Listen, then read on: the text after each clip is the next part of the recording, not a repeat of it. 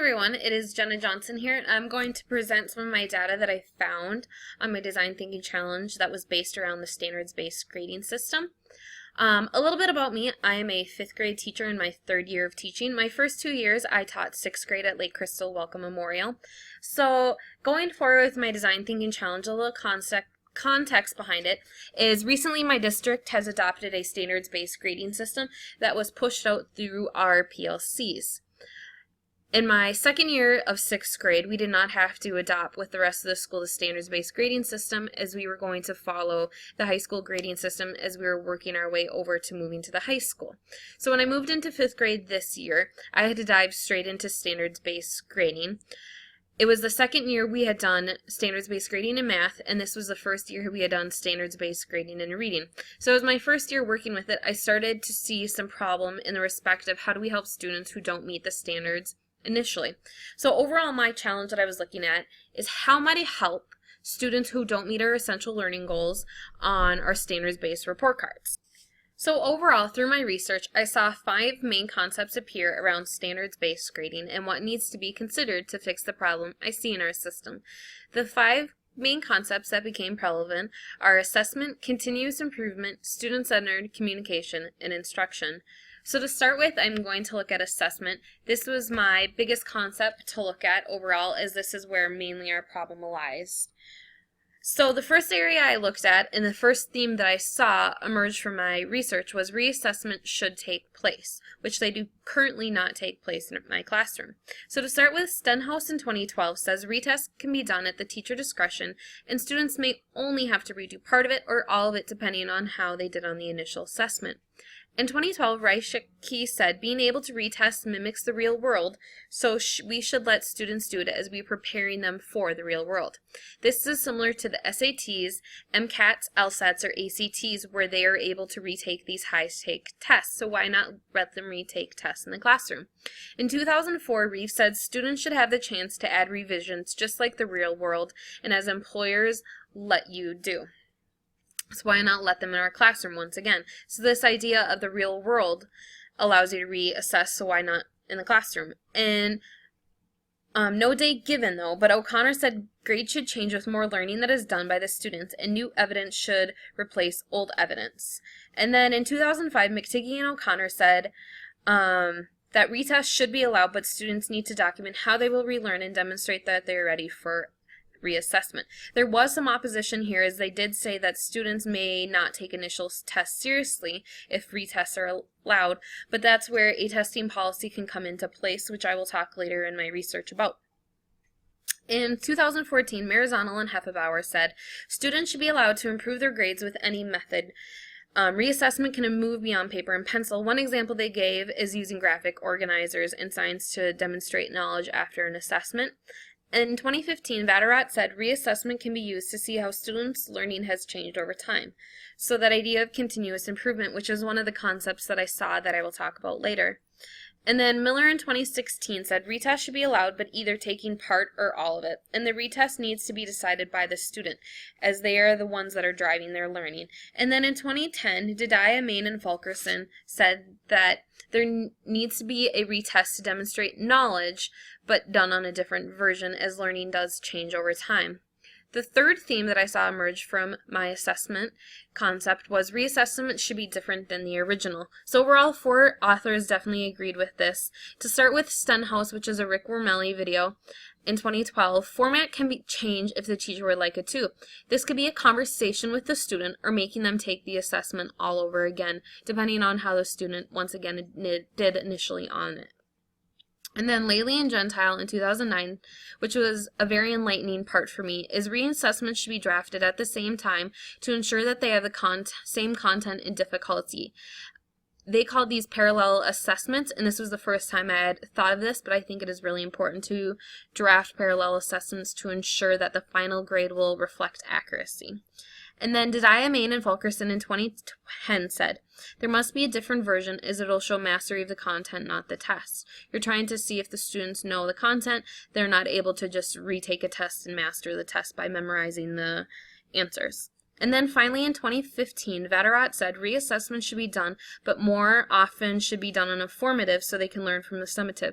So students should be able to reassess on a different version of a formative assessment, as this will allow for less summative assessment retests. And the final theme that I saw emerge was the idea of reflection to maximize learning. Reflection should be done around assessments to see where the student needs to go after taking an assessment. So Dweck in 2010 said, part of the learning process when it comes to assessment should be reflection, and it should be done to see where they need to go to master the final content, or in my case, the learning outcomes. And then in 2012, Stenhouse said the brain needs to be proficient, so a student should look at mistakes to learn from them. In this video, Rick Romelli also said that the brain needs 24 times of practice before you're able to be proficient in something. So that's where students need to be allowed to be reassessed and reflect on where they need to go. And finally, Miller in 2016 said students need to go through ongoing reflection when it comes to assessment. They need to think about where they need to go for the final learning outcomes. And this piece is not offered really in my classroom, so my students don't reflect as much as they need to, so maybe this needs to be considered to help my students meet our final learning outcomes, especially if they don't meet them the first time. The second concept that I saw emerge from my research was the idea of continuous improvement. There was two main themes that emerged, was grades should present students' current knowledge, and skills should be practiced to continually improve academically. So to start with, grades should represent current knowledge. Dweck in 2010 said, a student doesn't know something yet, but will, so grades should reflect that growth, which is the idea of growth mindset that we have adopted in our school and many schools are adopting around the United States.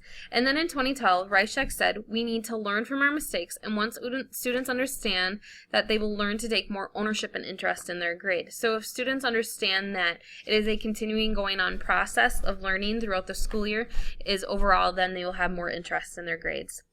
And then Marizano and Heffelbauer in 2014 said grades should change as students demonstrate more knowledge, such as when they are given opportunities to improve. So grades should not be stagnant.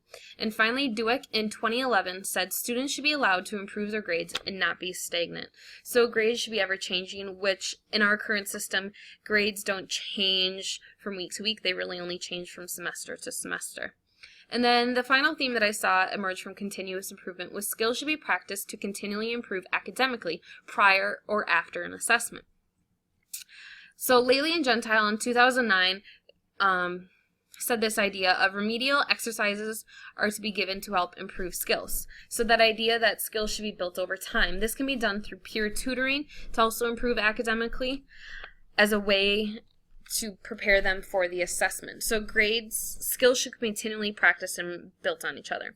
And then Dedaya, Main, and Fulkerson in 2010 said there must be enough practice to help students build skills leading up to the summative assessment. Extra practice to be given to the students who still struggle. In 2015, Vatterott said the same ideas as my first two researchers, that differentiation should be used to help build skills and guide students to the final learning outcome. Skills should also improve over time and be tracked within a system. And then in 2011, Norbori said ability grouping can help improve skills and help students grow academically, and this will help students grow and build their skills to the correct academic level and meet our learning outcomes. Hall in 2012 said skills should be built first in general instruction and then other avenues to continue building them. And then my final researcher that echoed this same theme that I saw was Alber. In 2011, it said interventions should be offered for all students and learning should not be stagnant but ever changing. So overall, the idea that learning should reflect continuous improvement and the grading system should reflect that same thing. The next concept that I saw emerge was student-centered. And this kind of emerged from my explore stage and then also my research stage. So overall, the main theme that I saw is steps for reassessment of learning should be followed by the students to hold them accountable. 4 authors echoed this same thing. So Stenhouse, which once again was the Rick Romelli video, said a timeline should be created that includes methods on how the student will relearn the content. So the student should provide a timeline to the teacher on how they will relearn everything. In 2005, McTighe and O'Connor said that you should document how the student will achieve the final learning outcomes, which will then hold them accountable, and also they can understand where they need to go, and you will understand as a teacher where they need to go. And then in 2015, she echoed the same idea that there needs to be steps for reassessment. But in this case, she said that the teacher needs to set out hoops for the student to hold them accountable, and these hoops will help the students relearn the content. So the hoops are set out more by the teacher, but in the end, the student needs to be held accountable. And then finally, reassessment done right, which no date was provided. You need to understand and build a time frame in which they will be reassessing and when they are going to take one. So overall, the student needs to be held accountable for their reassessments. The fourth concept that I saw emerge from my research was communication, and this is huge in teaching overall and was also a trend that I saw on the Explore stage. So the three themes that I saw emerge were reassessment policy, strong communication between student and teacher, and feedback to the students. So to start with, I'm going to look at reassessment policy, which I addressed earlier in my video with its importance around reassessments given to the students. So to start with, Reichek in 2012 said a strict policy should be followed to see if a reassessment is even possible.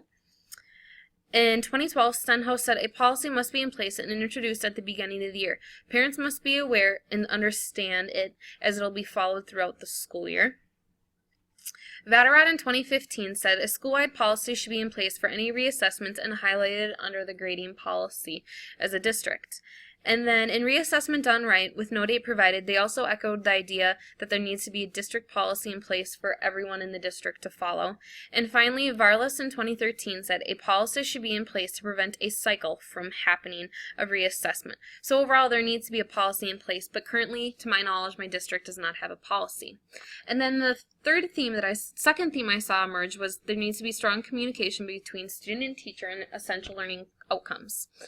Dweck said in 2010, a teacher should inform the student the direction of the learning, and the students should communicate their needs to the teacher.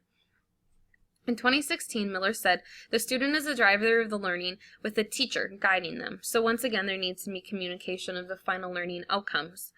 In 2010, Dedaya, Main, and Fulkerson said, a teacher and a student need to work together towards mastering the content. And finally, in 2015, Vatterott said, learning outcomes need to be clearly communicated to the students so they can understand where the learning is leading. So this theme primarily came from 4 authors, but it's definitely prevalent there needs to be communication between the student and teacher. And finally, feedback for the students to understand their learning needs.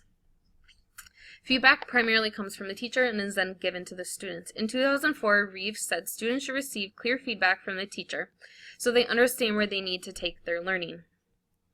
In 2016, Miller said teachers need to help their students understand their strengths and weaknesses through feedback so they can understand where they need to go leading up to the summative assessment. In 2015, Vatterott said correct and effective feedback will cause less retests as students will understand how to reach the learning outcomes.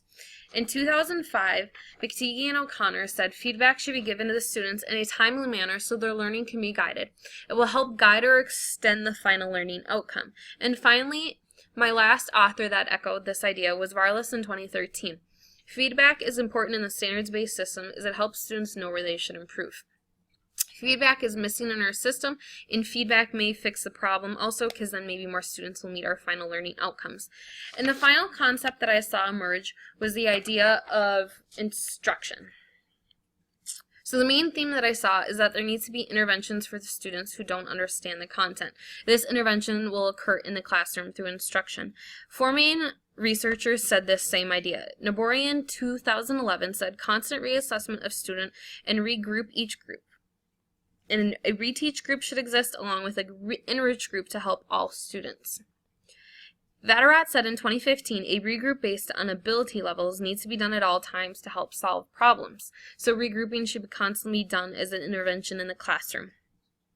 Then Hall in 2012 said surveys can help determine whether students need interventions or not. So this is definitely a way to decide who needs an intervention in the classroom. And finally, Albert in 2011, a system needs to be in place for students who struggle with overall general instruction.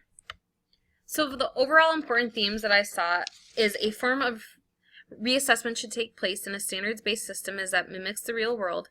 Skills should be continually practiced to improve academically, and grades should reflect that change in knowledge. A reassessment policy should take place at either the district or grade level for consistency. Strong communication between students and teachers on the essential learning outcomes that students will be graded.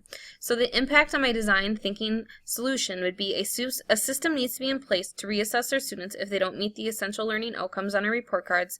The district needs to adopt a reassessment policy to follow throughout the year, and a tracking sheet or timeline needs to be used to hold students accountable in their reassessment. Thank you for listening.